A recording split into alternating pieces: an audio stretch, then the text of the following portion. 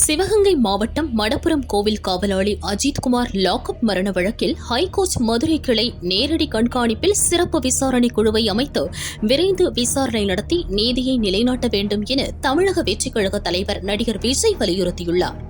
அவர் வெளியிட்டுள்ள அறிக்கையில் கூறியிருப்பதாவது: சிவகங்கை மாவட்டம் திருபுவனம் வாலிபர் அஜித்குமார் லாக்அப் மரண வழக்கில் மக்கள் மனதில் பல்வேறு கேள்விகள் எழுகின்றன.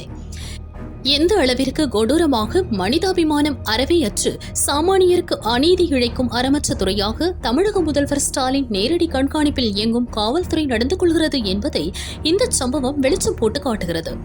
தமிழக அரசு முதலில் குற்றவாளிகளை காப்பாற்ற முயன்றது. தமிழக வெற்றிக் கழகம் உள்ளிட்ட பல்வேறு அரசியல் கட்சிகளின் அழுத்தத்திற்கு பிறகும் ஹைகோர்ட் மதுரை கிளை தலையீட்டிற்கு பிறகும் தான் காவல்துறை தனது நடவடிக்கைகளை தொடங்கியது என்பதை நாடறியும்.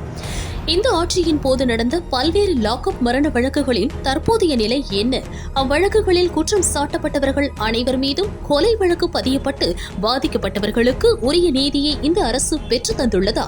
கடந்த 4 ஆண்டுகளில் 24 பேர் லாக்அப் மரணம் அடைந்திருப்பதாக ஹைகோர்ட் மதுரை கிளை நீதிபதிகள் அதிருப்தி தெரிவித்துள்ளனர். அந்த 24 பேரின் மரணம் தொடர்பாக வெள்ளை அறிக்கையை முதல்வர் ஸ்டாலின் உடனே வெளியிட வேண்டும்.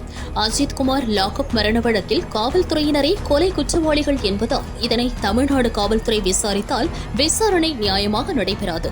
எனவே அண்ணா பல்கலை மாணவி பாலியல் வன்கொடுமை வழக்கில் ஹைகோர்ட் நேரடி கண்காணிப்பில் சிறப்பு புலனாய்வு குழு அமைக்கப்பட்டு விசாரணை விரைந்து தீர்ப்பு வழங்கப்பட்டது. அதுபோலவே இந்த வழக்கிலும் ஹைகோர்ட் மதுரை கிளையின் நேரடி கண்காணிப்பில் சிறப்பு விசாரணை குழுவை அமைத்து விரைந்து விசாரணை நடத்தி நீதியை நிலைநாட்ட வேண்டும். இத்தகைய கொடூர சம்பவம் இனி ஒருபோதும் நடைபெறாது என்று முதல்வர் ஸ்டாலின் தமிழ்நாட்டு மக்களுக்கு உடனடியாக உறுதியும் உத்தரவாதமும் அளிக்க வேண்டும்.